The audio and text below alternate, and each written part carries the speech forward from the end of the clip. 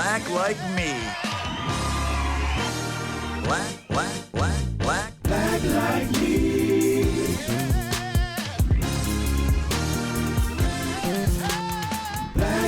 me.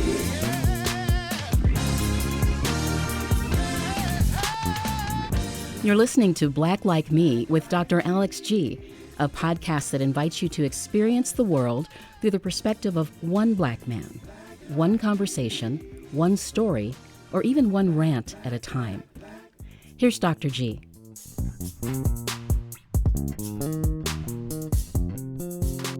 Hey, good people. Welcome back to another exciting episode of Black Like Me with Dr. Alex G. I've just got to tell you, folks, I am falling more and more deeply in love with season 11. The guests, the insights, the pre-show chuckles, the post-show chuckles, the chuckles that we edit out are rich. And I just love the way that we're having honest conversations with trailblazers and history makers. And in the light of just the crazy political turmoil and weirdness, I love the fact that my people, folks in the Black community, are laughing, are building, are saying this too will pass, and are all collectively understanding we were excellent before DEI. We were Black and excellent before DEI. Now, it doesn't mean that we aren't rolling our eyes at certain things or just saddened by the way we're pulling rights and just good treatment to people. But in the midst of it, we're trying to find a way to be on the grind, to stay on the grind, to build our families, to create opportunities. We have not checked out. We have not collectively gone on vacation until this season passes. We are thriving right in the midst of it, and I'm just really, really glad about that. My guest today is someone who's not new to the show. So if you haven't heard Harry Hawkins, Harry H. Hawkins, on the show, we've had conversations with him and his kids and with him and my sister Laleda. We just had, conversations about a plethora of things. But today we're really talking about leadership transition and specifically as it pertains to him. Harry was from Washington, D.C. He grew up in Atlanta, Georgia, and came to Madison, Wisconsin in 2012 as a manager of a local jewelry retail store. And he's been around, and we're going to ask him a question about what kept him around, because I'm sure once he landed, he thought about getting up out of here in a hurry. So we're going to talk a little bit about that. He's completed his undergraduate degree and his master's degree. He's now working on a PhD at Bakke Graduate University. That's my alma mater. I'm really excited about what he's working on and what he's focusing on. I'm going to ask him a few questions about that as well. But most recently, I've turned over the reins of Nehemiah Center for Urban Leadership Development. My baby, the organization I created in the early 90s, led it, if I were to add in the planning phase, for about 35 years. And in order to go to the next level of taking leadership development to the next level, or transformational leadership or community transformation theory to the next level, I had to step away from that baby, and it did a handoff of that over to Harry. So we're going to talk about that process, other things that I think will be interesting for us to talk about, but you are going to enjoy this episode. So I just want you to ready yourself. Mr. Hawkins, welcome back to Black Like Me podcast. How are you doing today? Thank you for having me. I'm doing well. Well, you look and sound very presidential. Well, thank you. I have a top hat on order. Well, it should get here soon. Hey, I saw your other hat. That one, that sort of off brown one. That was really nice, man. You were kind of walking around throwing what was that, butterscotch? Oh yeah, butterscotch around as you walk. I love that. Some people have their own theme music. You have your own candy brand. That's right. So as you walk, just instead of rose petals, you just throw down pieces of butterscotch. I love it. Listen, man, we got a lot of stuff to talk about. You've got cool things going on in your life. But I got to start with the icebreaker, because I don't always have you here by yourself. I think the last time we were here by ourselves, I think you might have been interviewing me I was talking about leadership. So it's great to have you here. I don't remember the answer to this, so I'm asking you this honestly. Grits or cream of wheat? Man, I don't like either one of them. I know. Oh, wrong Can answer. I still be on the show? Jeremy, can we edit that out? Listen, we're having technical difficulty. We have to. I don't see butterscotch in the ground. I just see bird turds. That's what I see, Jeremy. Somebody just laid an egg. So is it the texture, the color, what is it? Color and texture, I think. It's too mushy. It's like tastes like paper mache. It looks like paper mache. Yeah, I mean I don't know. It's like something about the mush of it. But you're from Atlanta. I You're know. from DC. I know. I know your mom cooked grits. Did she? Yep. Yeah. Did your dad eat grits? Yeah. Your sister? You know what? I don't know if my sister eats grits or not. But you don't? No. Do your kids? Yeah. I think, well, let's see. 2 of them do. Gotcha. Yeah. Wow. Okay. So when you think of, wow. My black card's about to get canceled. Wow, At least put on the review. You're in this new Had to role, show so ID to I'm get- gonna have to show you some grace and let you keep the black card. Then what would you say is the most soul food-esque kind of breakfast thing that you enjoy? Is it hickory bacon? Is it fried eggs? Is it like, do you eat okra in your potatoes? I'm making that up. I don't know that that's a black thing. Wowza. Yeah, I would say, bacon, I guess would have to be the blackest thing. Yeah, because, yeah. Not sausage. I feel like sausage would be black. Like sausage patty, sausage link. Jimmy Dean patties are linked. That'd be kind of black, but bacon and not sausage. As long as it's breakfast meat, I do patties. Okay, all right. Linked that they're well cooked. Okay. I think I'd be well done. All right. So that is so funny. Yeah. No. No. And so let me ask you, do you know what the term tenderheaded means? Yeah, of course. What is tenderheaded? That means that your sister's gonna be crying when your mother's doing her hair. So Now, were boys tenderheaded? Could boys be? could be, yeah. I mean, because anybody who's getting their hair combed and you Right. start crying, Particularly somebody's heavy-headed. right? Heavy-handed. Were you compassion. tenderheaded? I think a little bit, but it was one of those things where it's like I'll do it myself. Like I'll learn how to do it myself because I'll have a little bit more compassion. Because I'm pretty sure my dad didn't care. He was like, "We're just gonna get it combed and keep it moving." So it was like, "Okay, I got it. I'll do a good job." So what was your hair instrument of choice? Was it an Afro pick? Was it a rake? Was it the Afro comb? No, we had 2 things. So we had like a comb that we used. Was it that real big black comb with the handle on it, or just like a regular comb? Actually, my curls were bigger. I had a bigger curl pattern when I was younger. So I couldn't use the real. I needed something a little bit Finer. Yeah. But So you don't like grits, and then you couldn't use an Afro comb. Am I seeing a pattern it's here? not. It's not looking good, is it? It's not looking good. But yeah, no. But I mean, I'll make it up because I used to use when I wanted some waves. I used the pomade. Okay. Bonds God. Brothers. I think it was. You would do that, the real thing. All right. They kind of came in an orange can. Yeah. Oh, yes. So did you carry around your brush with you to school? Like, would you stand in the hallway brushing your hair? Yeah, and when I had a box, I would carry a pick with me because I had to have a hat on because my mom would not let us go out the house in the wintertime with a hat, mess up my hair. So I would have to get myself ready to be presentable before I could go definitely to school. Yeah. And so have you ever had chemicals in your hair? You ever have a Jerry curl or an S curl? I've been accused of having an S curl. Yeah, that's the compliment. Like, what you got in your hair? What is that? Velvet? No, nothing. No. What is that? Jerry curl? Yes, well, I use Betty's and Greens or whatever. That's from Coming to America. Because if somebody's got a nice pattern, we want to know what's that in your head. What's that in your head? Okay, man. You ever use Vaseline on your hair? I think so, but not often. Like in a pinch. That's when you ran out. Yeah, if you don't have anything else, you can get something to. Because Vaseline can do it. Vaseline can get you there. Yeah. Oh my goodness! But are any of your children tenderheaded? I don't think so. Okay. I don't think so. Because my sister later wasn't, but I was. Black folks used to call the back of the hair the kitchen. Are you familiar with that term? Like that would be called the kitchen. Like the tapered part on your neck is called the kitchen. It would catch you real good in the temples. That's where it would tangle up because I wouldn't want to get haircuts because I wanted to try to grow my hair out like the Jackson 5. Okay. But I came up in the early 70s, late 60s, early 70s. But that stuff could really curl up at the temples and it could send you off to school with your eyes red. Because particularly they're in a rush, like, stop, boy, this don't hurt. And you get somebody that's heavy-handed and you could kind of hear just going through it. Kind of ring, like it would be kind of this dry sound, then ping, dry, ping. Ugh. Oh, my. Jeremy, aren't you glad that you're white? I really don't know how to answer that. We'll take that as a yes. So you already answered. No Jerry curl, no S curl. Did you ever get the interracial dating talk from your folks? No, I don't think so. You're from Atlanta, so you might not have needed it. Yeah, I mean, there were other talks more about certain standards, but not the interracial dating talk. Have you had to have the interracial dating talk with your sons or daughter? No, I did. I mean, here's the thing. I mean, since we're on the podcast, Sure. I mean, I'll be black Yes. for a moment.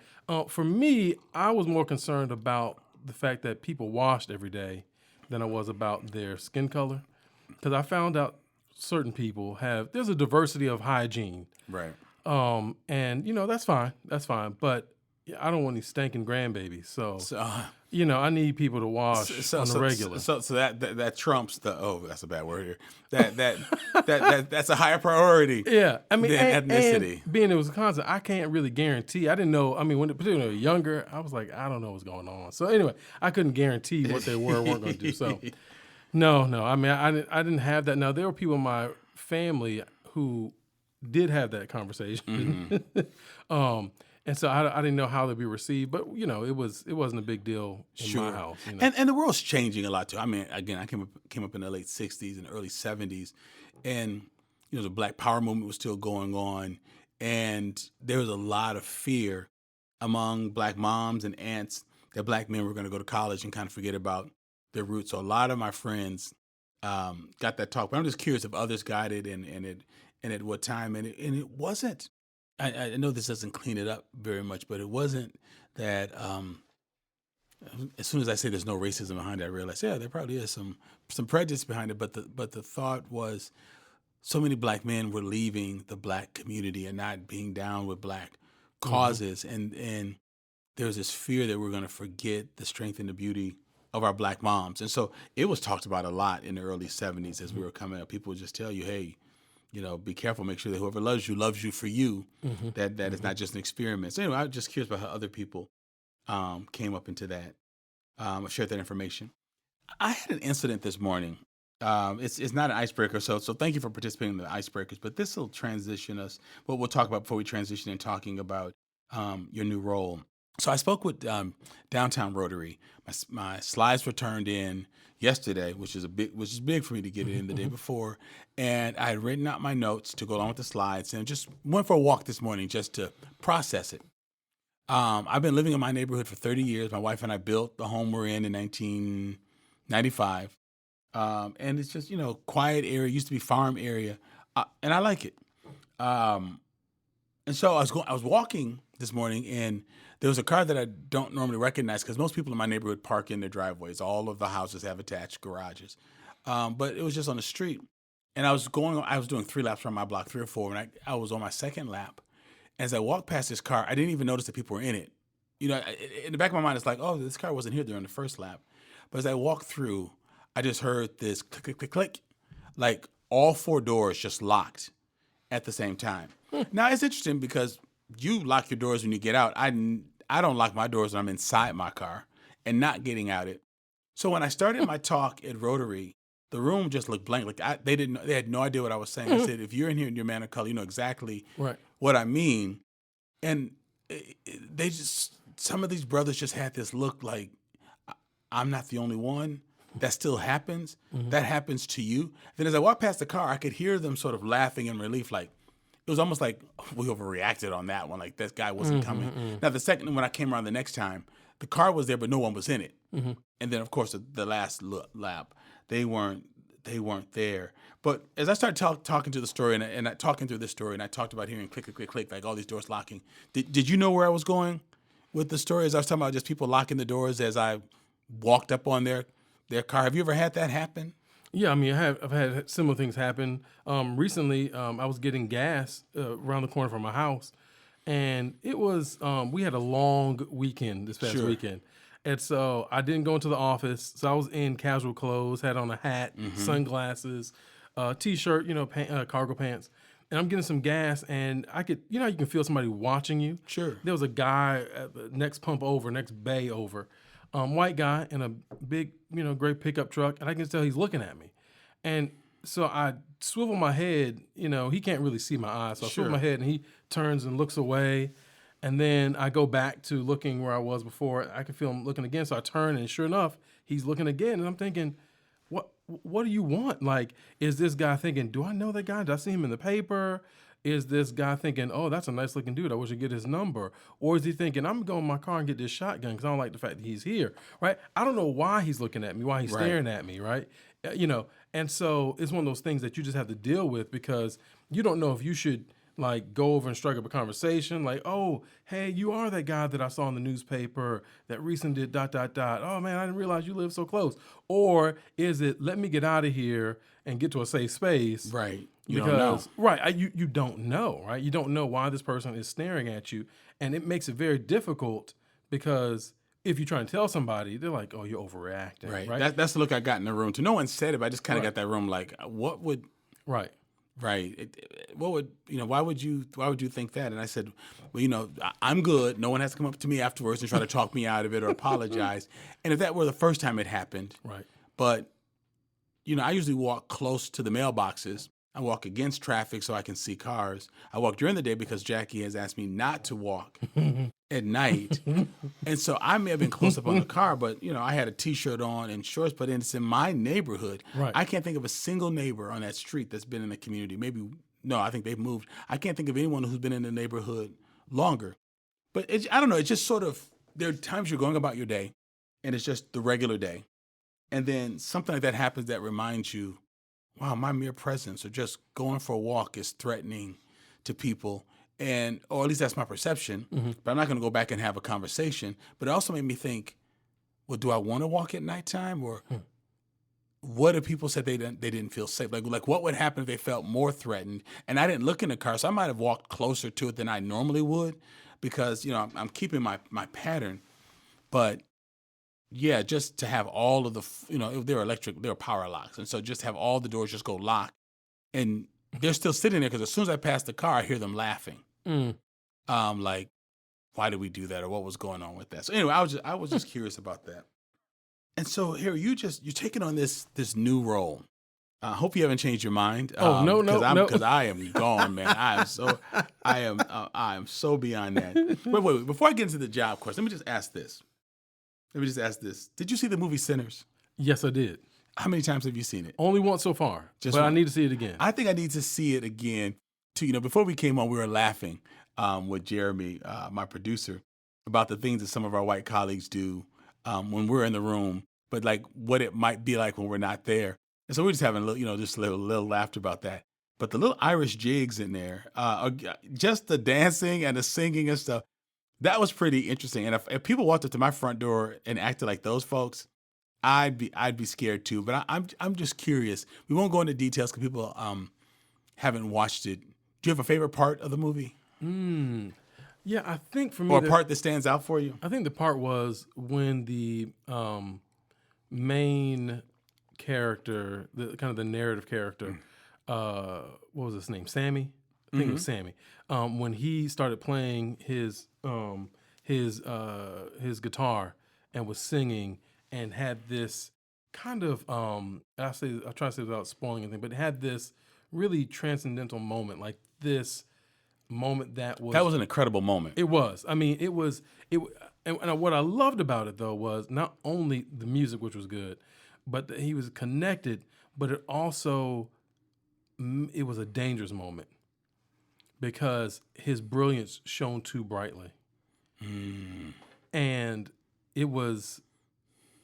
And the worst part for me was, as a Christian, that brilliance didn't feel free to be at church, right? Yeah.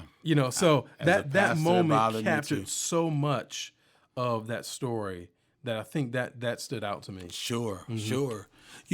Part of what stood out to me is in Mississippi. They're from Clarksdale, which is where my stepfather is from. But they're in Mississippi, and to see Asian American shop owners, particularly Chinese American shop owners, they were in Mississippi in the Delta, probably because of working on the railroad. There was a lot of Black and Chinese intermarrying. In fact, there are books out there on it. I have forgotten that they had grocery stores that Black people came to because they gave us opportunities that some of the shop owners didn't. But the comfort that they had in Black culture and Black community, in dancing, how they talked, that was really interesting to me. But the cinematography took me back into a sharecropping reality. Like I would have enjoyed just walking down those streets of Clarksdale because I felt like it gave me it was like, for some reason, it felt like the clearest depiction of what it felt like in that world in that time than what I've seen in other movies. And I have to process what made it seem so real. But the cinematography, the characters, the buggies, the conversations, but it just I felt like I space traveled. And for a few minutes I was actually in that era. Yeah. I think one thing, and we can talk about this when we talk more about my work in my PhD field, but the other thing that stuck to me was the wooden nickels. And without ruining the movie, just some of the challenges they had to create a sustainable business, right? That really just stood out to me because there were so many challenges they were facing, that the idea that these sharecroppers weren't even getting paid cash, they were being paid in wooden currency, Right, which is right. useless, Right. So anyhow. And the last thing I'll say before we jump into some of the other transition is, and I love this space in the podcast for just dialoguing about culture, Black culture like this, is ingenuity and innovation is not new. And just imagine what it's like to feel as creative as you and I do, authoritative, but to be trapped in a reality where you were being watched, you were being infiltrated, you were being shortchanged, you were being cheated. That ingenuity and Black brilliance did not wait for today. It was there, and you had to function within that area. You had to create juke joints in these kind of spaces and to do the kinds of things that they were doing. So yeah, it makes me want to be a very good steward of my opportunities and what I call brilliance, my Black innovation and creativity. It makes me want to be a good steward with it, because people have longed to do the kinds of things that we get to do, but didn't have either the agency or the opportunity or the resources. And for you and I to have not only the opportunity, but the resources and the spaces and the respect and the following and the structure, it makes me want to get down to business and do what we're supposed to be doing. Yeah, definitely. So you're in this new role as the CEO of, it's so funny, I almost said as the CEO and founder. I'm so used to putting those two together. As a president and CEO of Nehemiah, what are some of the biggest things you've just noticed about the way you feel or think or sleep since this transition? Maybe just several weeks ago, maybe 3 weeks ago. Yeah, that's a great question. I think one, I had to really wrestle with the fact that it felt like I had somehow taken your identity because it was. I mean, though that title has been yours since the beginning, right? So it was like Dr. Alex G. Right. It was like part of the like a suffix or something, So that was odd, but we talked about that, and it was a good processing where we both kind of talked about how we felt in the moment. So that kind of helped me work through that. But then I also realized that this wasn't just a job. Like now, it's like a mantle, right? Like everywhere I go, people are like, oh, there's Harry. ... So no matter, like before, I could go to work, and once I'm done working, I could just be Harry someplace. Now it's like, oh, there's Harry. He's the new president of Nehemiah. I'm like, oh, like this is now part of my identity. Yes. And for so many years, particularly in retail, as a matter of protection, because retail is notorious for high turnover, for demoting and then re-promoting people. That it was just. You don't want to attach your identity to a job, right? Because you could be the boss today and you could be the salesperson tomorrow.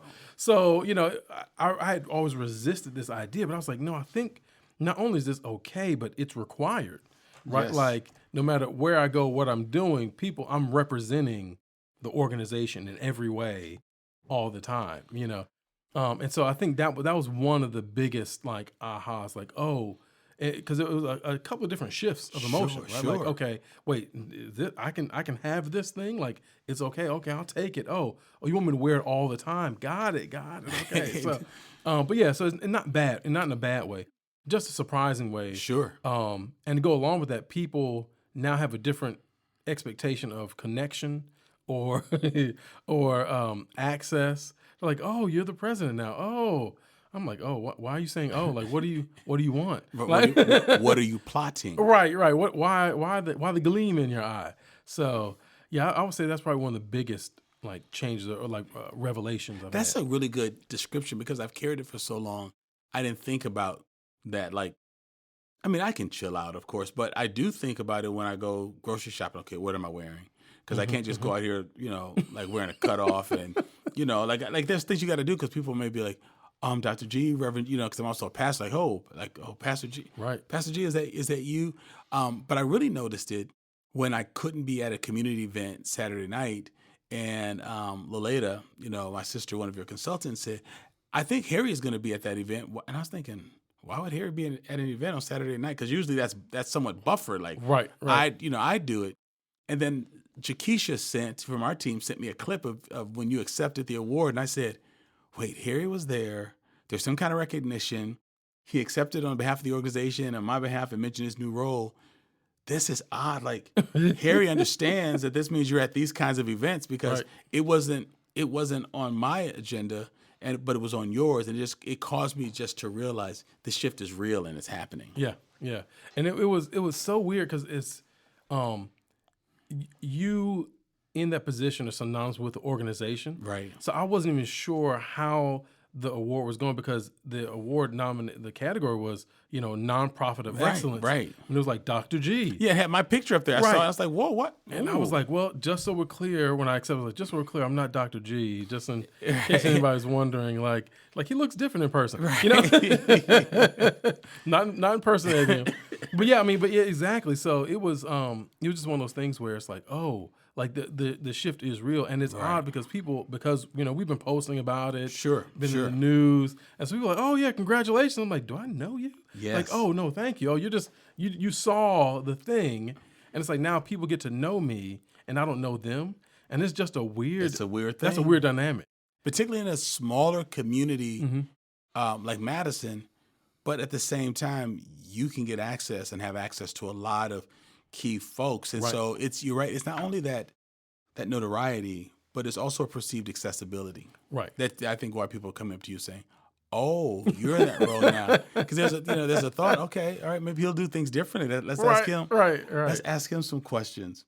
Now you served as my executive vice president for how long? About 7 years. Okay, because it's before, I always think of things now, before and after my child was born, before and after COVID. Right. So I remember you were in that role in COVID.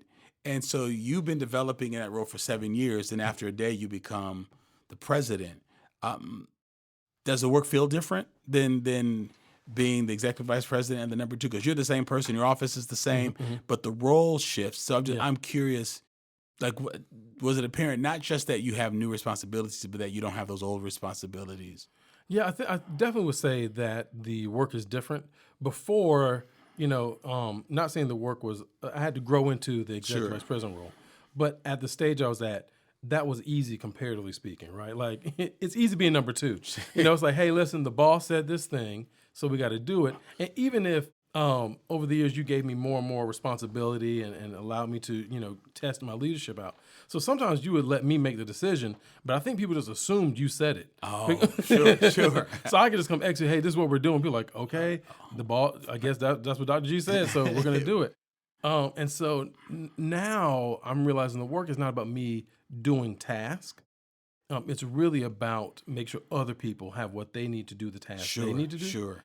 And there was a little bit of that, of course, in my previous role, but now that's really the work, right? Like I don't, the other day I was planning on taking a little bit of time just to recover from the weekend, but I ended up spending a little some time just pouring into staff and sending them some messages and things like that. Because they needed it. It needed to be done. Right. And I was okay, well, let's get it done. So part of it is the work is not done until it's done. And the reality is I need to make sure I have all my that I've gotten all my tasks done, my checklist is done, is that other people are equipped to make sure their checklist is done and they know what the direction is and what the vision is, and refreshing that so they don't make a choice that, oh, I thought we were going here. It's like, no, don't go left, go right. Get go back right. on track. Get Yeah. back. So I think that's the biggest change, is really understanding that the work is about empowering instead of doing. And as somebody who's comfortable with the doing, like, that's easy. I can definitely do a task, but that's not what this role is about. Like, I wasn't hired to do task. I was hired to make sure we achieve the mission. Right.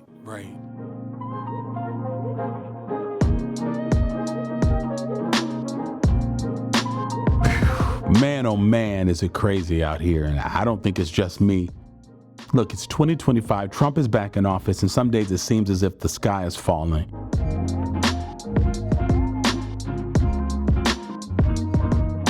There's so much uncertainty in the world right now, but I love that sitting down right here in front of this mic and letting the hard truths rumble out of my heart and off my chest is as certain as it ever was.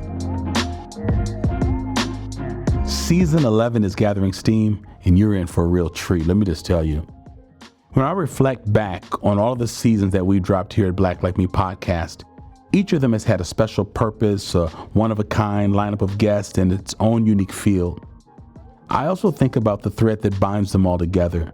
What we do here at Black Like Me is unique. I don't have another space that feels just like this, where I can really speak from my unique perspective. And the guests who have on the show remark that these interviews they do here are unlike any others that they've done in other places. Sure, nobody else does Black Icebreakers, but that's only part of it.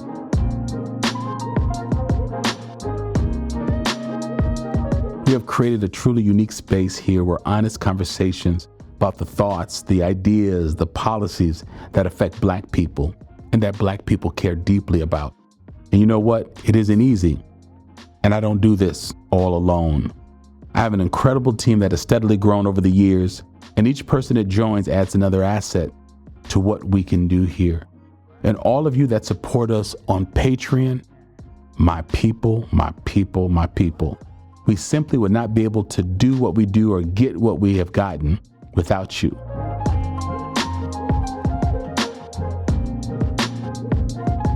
So as we look to even bigger and better things in the coming season, please help support the show right now by clicking the link to Patreon in the show notes and join the community of people supporting this unique and provocative space. In the world that we're living in, where there's so much attack on our perspectives, our history, our bodies, and our lives and contributions, aren't you glad you have a place where you can still hear powerful, exhilarating, intellectual Black thought like you do? I enjoy it. And so if you do too, share the good news, tell friends, click that Patreon link now. Thank you so much for your support of Black Like Me podcast with Dr. Alex G.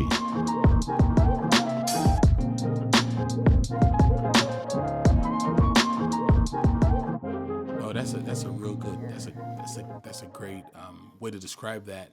You know, sometimes when people have new roles, they think that they have to grow new skill sets, and I'm sure that that'd be part of the work. But sometimes I think there's an opportunity for the development for an underdeveloped part of our skill set or personality.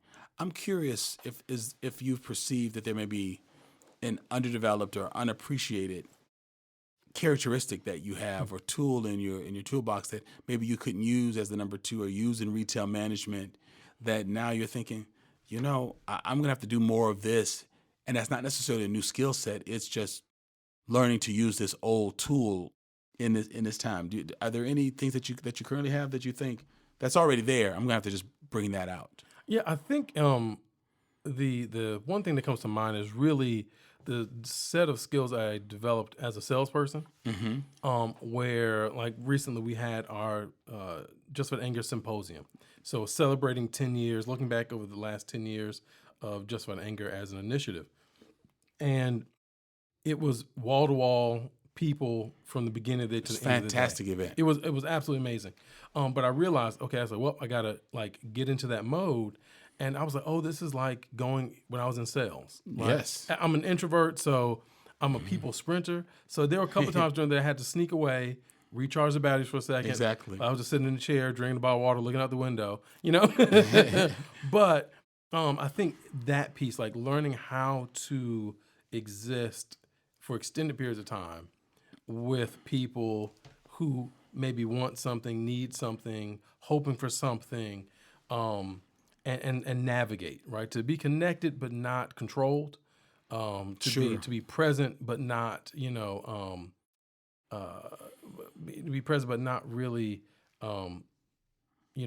mindless. You're still me. I'm still Right. me. So I think that's the piece, and it's like learning a new sales routine, so to Sure. speak. Like how do you engage with people, keep your goals in mind, but also still be human and connect. Definitely. And I think it's easier to access those talents or abilities when you know it's there, it's latent. I've done it before. You spent years in sales, so it's great that you could find that ability. Hey, I've done this before. This is what it is. I did it at conferences or gatherings or on a Saturday morning, during a big sale. I think you get there easier when the person tells themselves, I can do this. I can do this. I've done it before. When you talk to people, not just in this role, but just even as the executive vice president, when people ask you just, hey, briefly describe Nehemiah and what your business is, what your business does. How do you answer that for folks? And I know it depends on the audience, but let's just say a neighbor, a relative, just somebody real general just wants to know. So what is your work? What does your company do? Well, I tell them one nonprofit in Madison, Sure. that really works on empowering the Black community, and we do it two ways. One is through our direct services. So we have youth programs, focus on leadership development. Right. We have like reentry programs. We're really helping people, reenter society, take their tool set that they have and use it differently. Kind of redeem some of those traits and qualities that people have. And then I talk about our systems changing work with Justified Anger. And I say we're addressing the systems that really make the direct services necessary. If these systems weren't in place, we probably wouldn't need the other part of our work. Like we wouldn't need the direct services because some of these problems wouldn't exist. No, that's good. Talk to me a little bit about the irony of choosing to stay in Madison to work in a new area for you, as opposed to, I'm sure, the many opportunities to go back home to Atlanta and work in retail where you have lots of comfort and experience. Yeah, it's great. Well, one, I think it was 2014. Well, first, let me go back. When I moved here, my goal was to, and this is something I talked about with my district manager at the time. I was going to be here for a year, maybe two, do a good job managing the store here, and I was going to put in for a transfer back home. I was going back to Georgia. That was the plan from the beginning. So much so that I didn't even change my phone number when I got up here. Like I still have a Georgia number because of it. Sure. Like I was like, no, I'm definitely going back. And so a couple of things happened when I got here. One, the culture was different, which and what I mean by that was there's a real Midwestern high valuation on the status quo and maintaining things. Don't rock the boat. Well, in Atlanta, that's not how we do it. Like in the South, you can be more direct. And so I was being direct all over the place and causing problems. And so it made work more difficult than it should have been. But somewhere around 2014, I was doing well at the store, but I began to have some of my assumptions challenged. So the wonderful thing about DC or Atlanta, I'll talk about Atlanta for sure, is that you have a large Black community. But in that, you can easily choose what Black people you want to hang out with because there's so many. Right. And that typically what that means is, for those who don't know what that means, like you're going to hang out with like in your same social economic sphere, right? You're not necessarily mingling with poor Black people and rich Black people and middle class Black people. It doesn't happen that often because it doesn't have to, right? Right. So what happened was there are things that Black people were experiencing that I just assume, like, for instance, police interactions. Like, well, we know they're racist, some of them. And so, or there's at least the system is designed to I would say, really maybe over police. But if you follow the rules, you'll get out of it okay, right? You might have your dignity challenged a little bit, but you'll live to fight another day. And I remember one time I was up, couldn't sleep, and I was looking at these collection of police videos somebody put together, and some of them and these were where people were murdered. And, Oh my goodness. And some of them, I was like, if they had done something different, they might not have gotten shot there. But some of them were just clear, like, murders, right? Right. And somebody happened to capture on a cell phone, like somebody running away, and they get shot in the back type stuff. And I was like, what in the world? And anyhow, so I remember thinking, man, I am selling luxury goods while the world is burning, right? And that was the phrase I had. And I remember being dissatisfied with that, and trying to figure out a way to get into nonprofit work or something that was more meaningful. And I could not find a way in 2014-ish. Like, I was Interesting. yeah. So anyhow, the second part of your question, like the staying, I ended up getting demoted at the job I was at that brought me here. Yikes. Yeah, lots of reasons. Mainly my mouth and refusing to compromise my ethics. But if I had done one or the other, maybe I could have made it. But You can't do both. You can't do doing both. was problematic. And then I went to another job and got fired from there because I wasn't passionate enough, which always makes me chuckle a little bit because Sure. people always tell me passion is what I'm missing. Right. Like, this guy, we can't tell. He's kind of dry. Anyway, but I was really in a place where I was almost ready to go back because I wasn't going to work retail here, but that was going to be my only choice. I had a degree, accolades, but I couldn't get an in-person interview for a management position, which was odd because They people, just wouldn't respond, or they'd say no. they wouldn't respond. Like, I mean, I had one one job interview over the phone, and a person said they stopped the interview because they knew me. They said, "Listen, don't talk so much about that racism stuff. Like, it's not gonna fly here." And this was supposedly a Christian organization. Anyway, so I was like, "Oh, I can't." You asked me a question. Here's the truth. So I'm like, I don't really know how to answer the question. So I can't talk about it. Anyway, so I tried to start my own business. People didn't see me as professional. So I was headed back to Atlanta. I had probably 3 months before I was headed back. Got into the Nehemiah orbit and found that the skill sets that I developed were actually useful here. Because before that, I didn't even know that they were needed. Right. And so I think that's what kept me long enough for, I think, also my family to begin to benefit from some of the things that Madison has to offer too. As I look at some of the key things about your work that have stood out to me over the years, one is that you created space within Nehemiah in your role as the executive vice president for the growth and promotion of two groups who are least likely to be advanced in social service arenas: Black women and young Black males. What was your motivation for that? That's a great question. So it started before the pandemic, right? Where I was That's reading, the cutoff. I was reading this article, and I wish I had, at the time, I hadn't thought about this being a pivotal moment. Sure. So I can't give credit to the author, but I was reading this article, and this woman was describing how people take advantage of administrative assistants. And she said something to the effect of, if you have somebody in your office who you say, man, we can't make it without them, they keep the place running. She said there's probably two true things about them. One, they're probably underpaid, and two, they probably don't have the authority they need to do the job you're asking them to do. Wow. And I was like, dang. And I was like, we got somebody like that. It was a younger Black woman who was holding it down. You know what I mean? Right. I mean, and part of this was just also the nature of nonprofit work, as Black-led nonprofit, where we just couldn't afford to hire everybody that was needed. So everybody has to do 2-3 jobs, But what I determined was, I said, well, even if that's the case, maybe what we can do is be intentional about training. So this is not a dead end, but the beginning of something. Right. And also acknowledge that leadership capability, and make this a chance to be promoted within and grow in that leadership. So we've been working since probably about 2018 to really create a pathway from administrative assistant to greater leadership roles. And so that was there. And That's then, fantastic. and then with young black men, I mean, it's just one of those things where you see so many men who right now are trying to, they don't want to be the toxic masculinity guy, Sure. but they don't want to be like the soft wimp either. And they have no idea what's in between.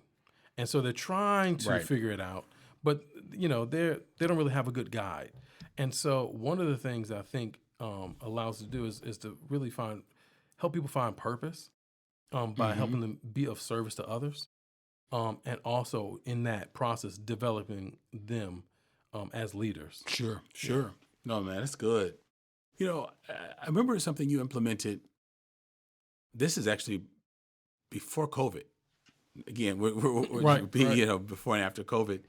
And I don't know if this is just part of bringing some of your retail savvy to Nehemiah, but you created a fair compensation strategy that angered some of our white female staff with graduate degrees. Because I would imagine in sales, whether you had a master's degree or not, if you're in sales, your work would prove that. It wouldn't be like, oh, we're going to give you a higher percentage if you got a master's in psychology. Right.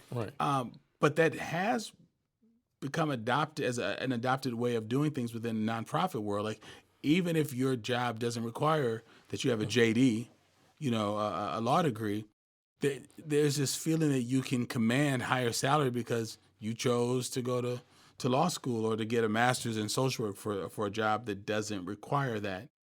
But like you told me you were doing it. It wasn't like you consulted with me on it, or you said, this is an idea I have. Because if we don't change the structure of how we compensate folks, white females with graduate degrees in a black-led, black-focused community are always going to outrank and outcompensate black men. And you pull that together beautifully. And what was the impetus to that? Because I just thought, either like that's what you do when you want to weed someone out, or you're gonna get in trouble for doing that.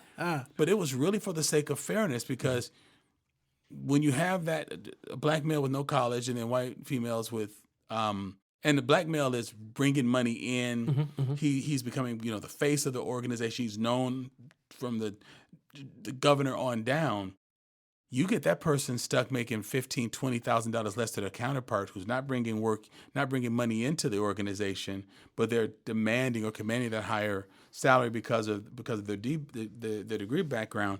I think that's how you get black focused organizations that are extremely white at the top and lose touch with the community. What was the impetus for you wanting to restructure that? Well, I think one of the things that I love is having systems that make sense, that work. And so one of the values of Nehemiah was honoring lived experience. And so for me, it only made sense for our pay structures to match that. Sure. And so we couldn't say we value lived experience if our pay didn't reflect that. And so You're right. because when I talked to you about it, there wasn't, and just to put this in perspective for those who don't know, when I first came on board, we had mostly part-time staff.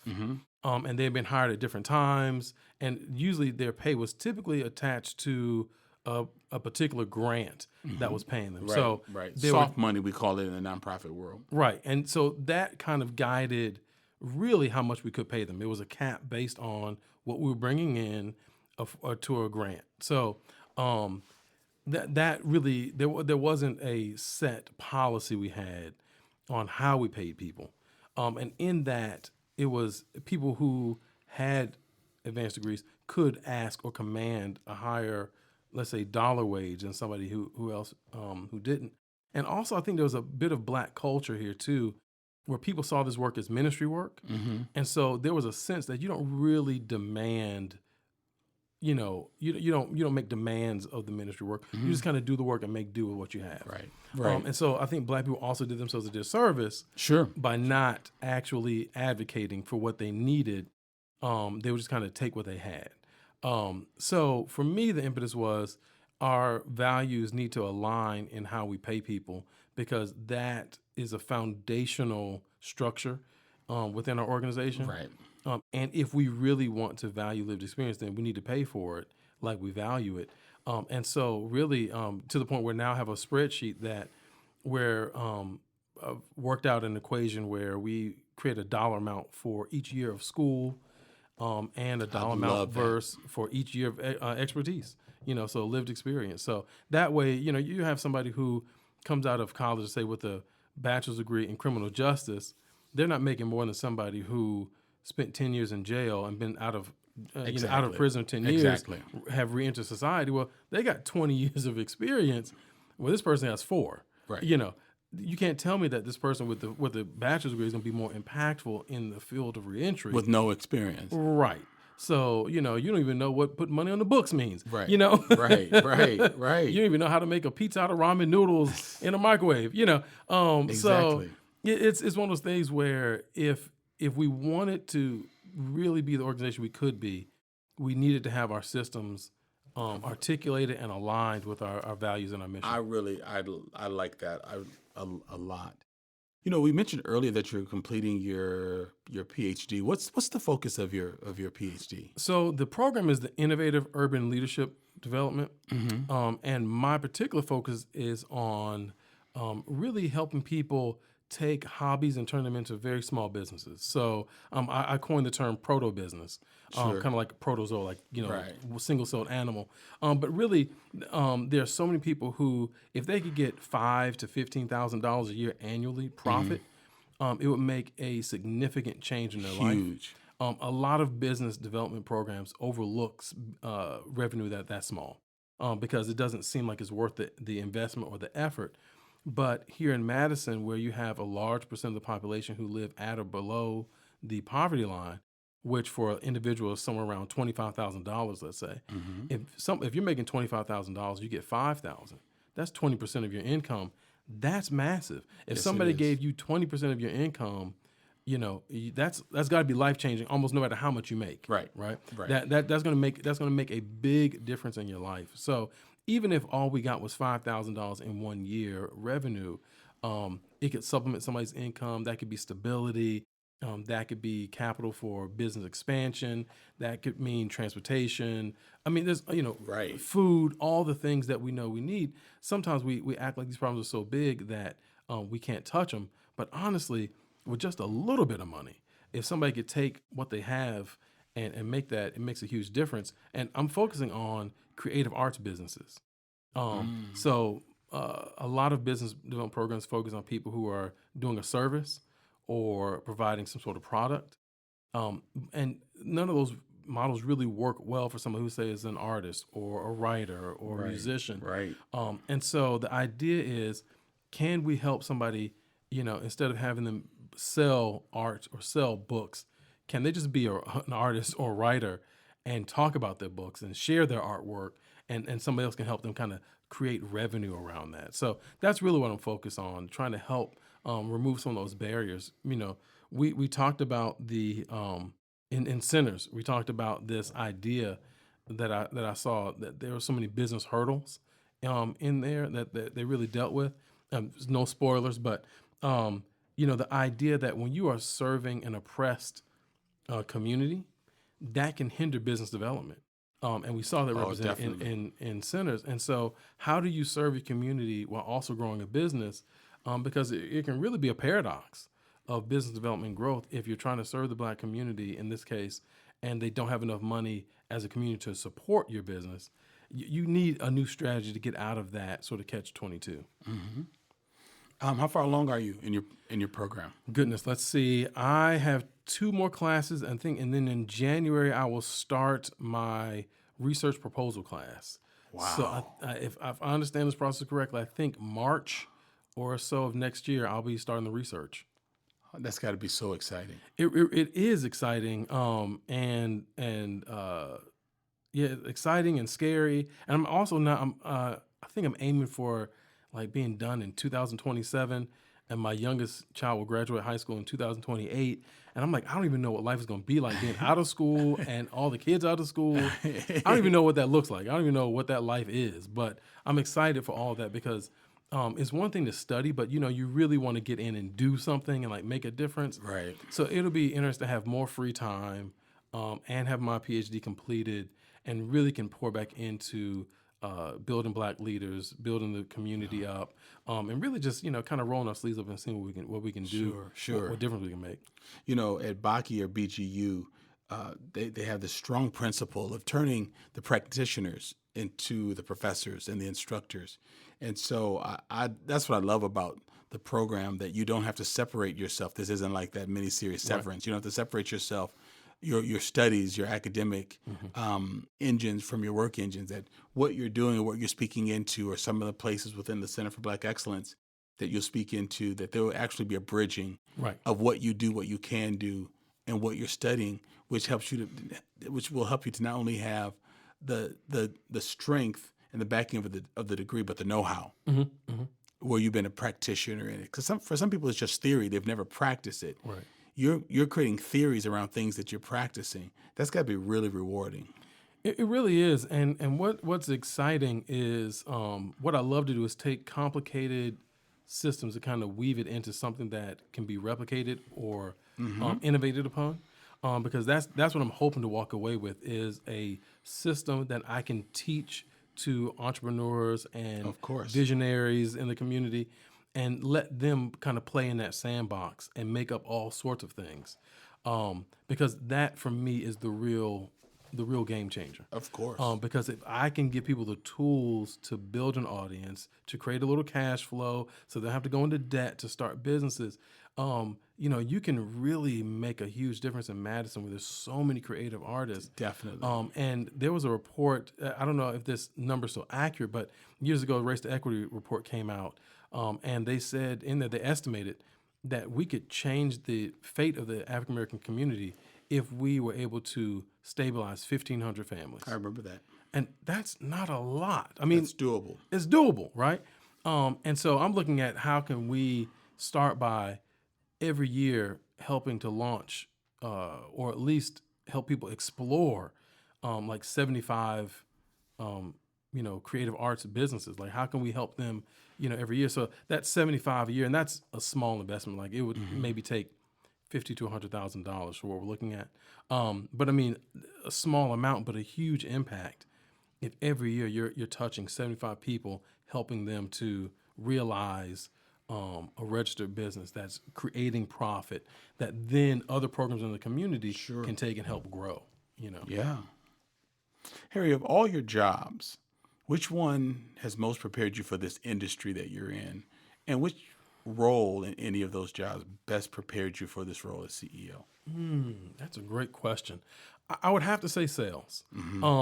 So the reason why I say that is because, one, the first lesson that I'm having to utilize now is you have to get over your own fears. Oh, yeah.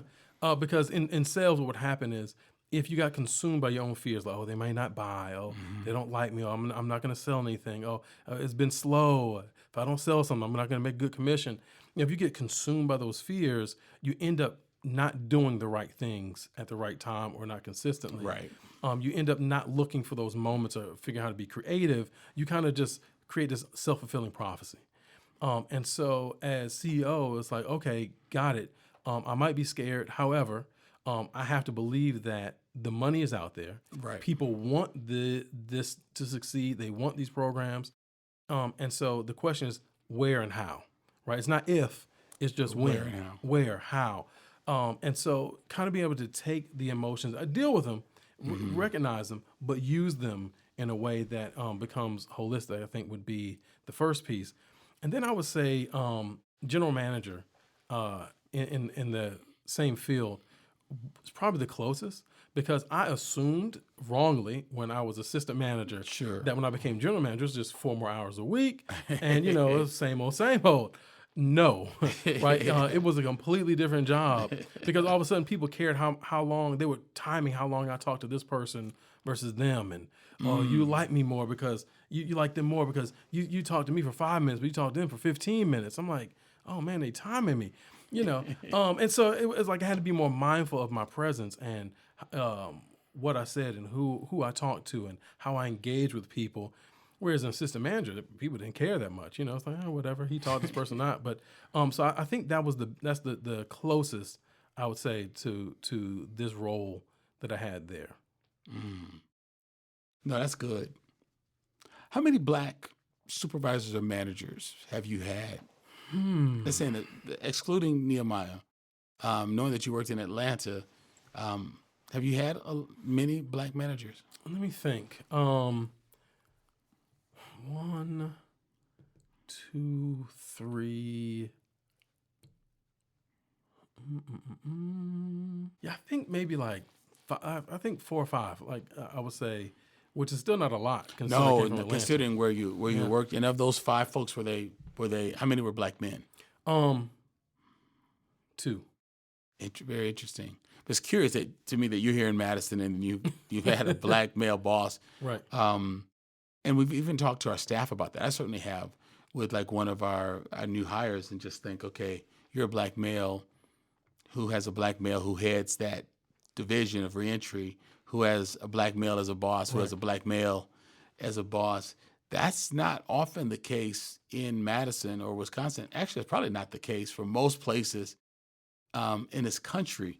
And so I think we're modeling something that's really important to folks, because they're just not trying to follow stereotypes or what have you, but even if black men have had fathers, and you had a good father in your life, but it doesn't mean you had a plethora of black managers or black male teachers saying, all right, this is how we're going to handle your career. This is where we think you want to go. Here's how we're going to help you. What questions do you have?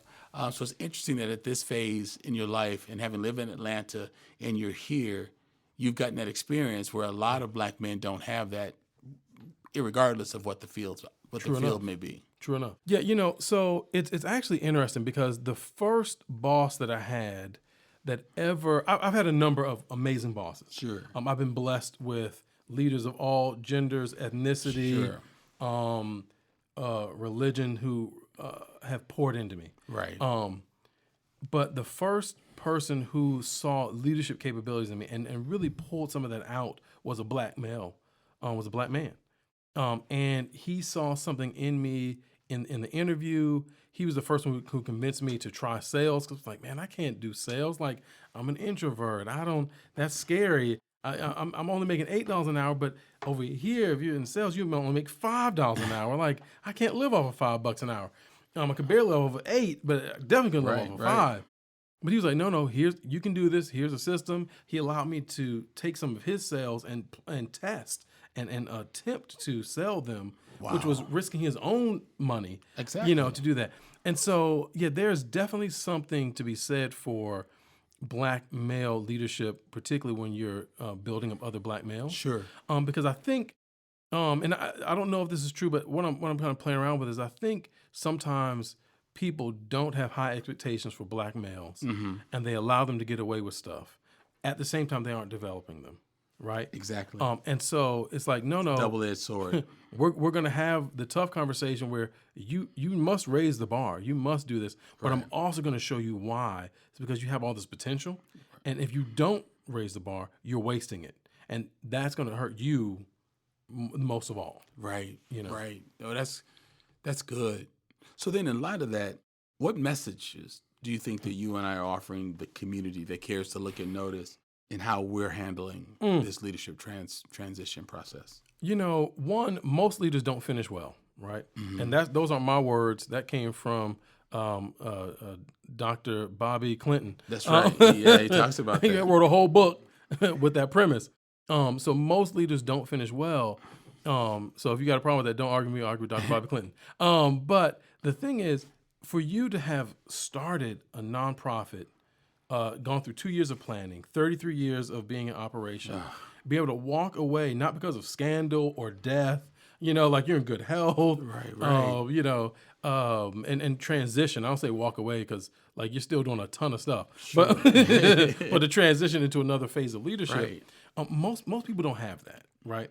And then to not only have finished well, but then to be able to find, recruit, train, develop your replacement. Most leaders of any nationality, creed, religion, whatever you got, most leaders don't do that. They don't know how to do that, right? You don't have a transition of leadership and power where people are excited about the transition, Yes. but also excited about what's coming, right? They're excited for both. And it's an outgrowth of that leadership. It's not like a complete change or, it's not like a CEO comes Right. into, okay, well, that old CEO ran us into the ground. Now we got to pull this thing out. It's just different. And so for me, I think the message we send is that the Black community has got some knowledge that maybe the rest of y'all need, right? Right. Because if you haven't had that experience, then maybe you need to find out how in the world you pulled it off, right? If you don't know how to be developed and take what somebody has and use it where they can then trust you to say, okay, I think this person will do it, because there are things that for me are just standard. Like, this is just how I do. Right. And I remember you points like, oh, see, that's how I know. Like, I was walking through the building, saw a piece of paper, and it was from a meeting we had earlier. Right. And most of it been clean, but it was like a couple of strips where somebody cut something and they left it on the ground. Right. So I just picked it up. Wasn't a big deal. I said, oh, let me grab this. I know it was our mess. Let me Right. make sure we got it. And you said, see, I knew. That's how I knew, And it's small things like that where you have to instill that sort of culture of, leadership not being something that you lord over people, but it's something it's something of service, right?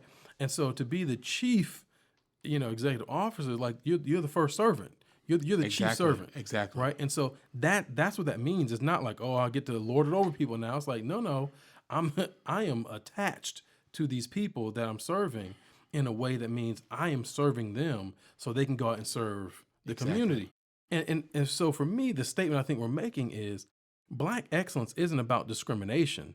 It's really about reimagining what life could look like, what business could look like, what the world could be if they use the tools and the knowledge that we are living with and executing and really kind of perfecting in a sense, so that we're being innovative and sustainable. And, that's the message I think we should be sending. That's a really good We are message. sending. No, we are. I appreciate that.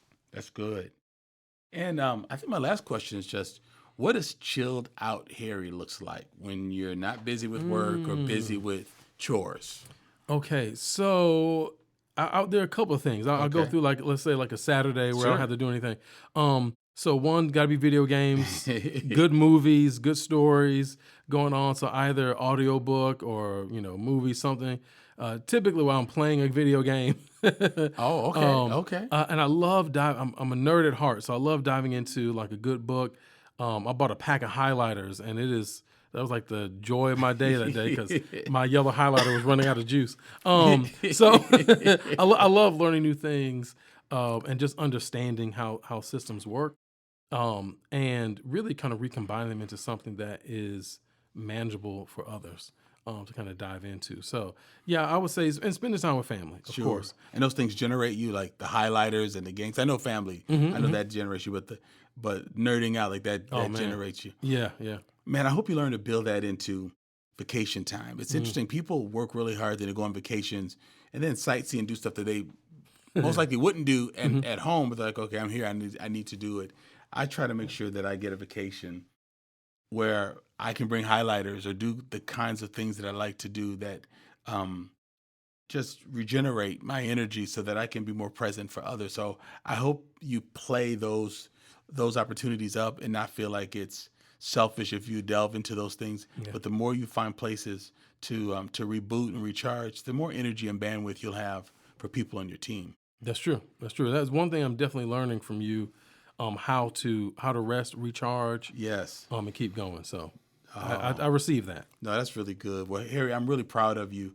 I'm glad you stopped by the studio so that we can talk about this, because you can't really talk about or focus on leadership without talking about the transitional process. Otherwise, you create more problems, because I've said leaders create solutions and not problems. Right. And if we don't prepare those coming behind us, we are creating systemic and generational problems. And so it's really nice to be in this transitional role or season with you. I'm completely out of the presidency, but to still be around if you ask for my perspective. Like the other day, you caught me and said, hey, I just got to ask you some questions. And it wasn't how to do an individual task at Nehemiah. It was just a way of going about the work. And so I like being a resource, but I also like stepping all the way back and not being in the way. Like one of the team members tried to invite me to some planning or discussion. I said, well, is this around our legacy discussion? Legacy is like our donors that we want to help us to build up an endowment.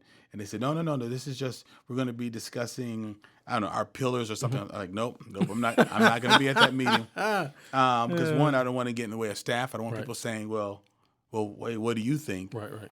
So just keep up the good work. And I'm just really proud to see the way you're enjoying this 3 weeks into it. Right. But the energy, and I love the fact that staff is very excited, because some of these are, a handful of these folks are people you've hired, but the majority of them are people that I've hired, and to see them excited about the transition is really, really a good thing. So, man, keep up the good work. I appreciate it, and I'm honored to be in this position, and I accept that. So thank you. Listen, and I want to just tell folks, for the first time, your team has created a self-guided online a number of online Black history educational tools. And so we're going to put a link right to that. Okay. But we've taken, over 5,000 people through our U.S. Black history course. Yep. And now for any of our Black Like Me podcast listeners, go to the notes, click the link, and are they able to sign up for one of the classes now? Yep. Is it ready to go? Yeah, and there's a number of different options. And so you can even you can sign up for one of the history classes. You can sign up for the self-paced, and you'll also be able to even test it out if you need a free trial just to see if you like it. I love that. Yeah, it's great. Because what we discovered years ago is that if people understood how we got to where we are in terms of these racial divisions, we'd be more strategic in dismantling them. Mm-hmm. You can't just have a rally or training or one friend and think, it's finished. So please take some time. Someone walked up to me recently at a meeting and said, if I could read a book, I sent them to, what would you recommend? I told them something that was written by one of my professors, Nellie McKay and Henry Louis Gates. They wrote the Anthology of Black History. But I said, but if you want to take a self-paced U.S. Black History course that's designed by my team and taught by UW-Madison faculty, do this. And so, folks, we know you want that. The link is going to be here. Take it, share it with others, and let me know. Reach out to me and let me know what you think about it, because I'd love to pass that information along to Harry's staff. So, hey, I want you listeners to please check out our new public-facing group. I put a comment in this week because I want you all to interact with this information and not just listen while you're driving and not take it a step further. We want you to take it a step further, because I believe that a podcast can be a part of social justice and social change. So come on out there and get on this Facebook group with us. Thank you to my wonderful team, Eli Steenlich and Jerry Holiday. The both of them produce and edit the show. Don Thornton, who secures my great guest. Ariana Proctor, who curates and moderates our listener space, and Jakisha Hunt, who handles our wonderful podcast merchandise. And finally, please support the podcast by clicking the Patreon link in the show notes, and you can do so with as little as a $2 a month commitment, and then we go up from there. And to all of our listeners, you make this show an experience so worthwhile. Lean in, write a note, write a comment, send us an email. Let us know what's moving you, what's encouraging you, what you love about the show. We need that feedback, and you are the source that motivates us to continue doing this in such an excellent way. So thank you all for making Black Like Me podcast the wonderful podcast that it is. Have a great day and continue to endeavor to be a part of the change that you want to see in our world. Black Like Me. Black Like Me.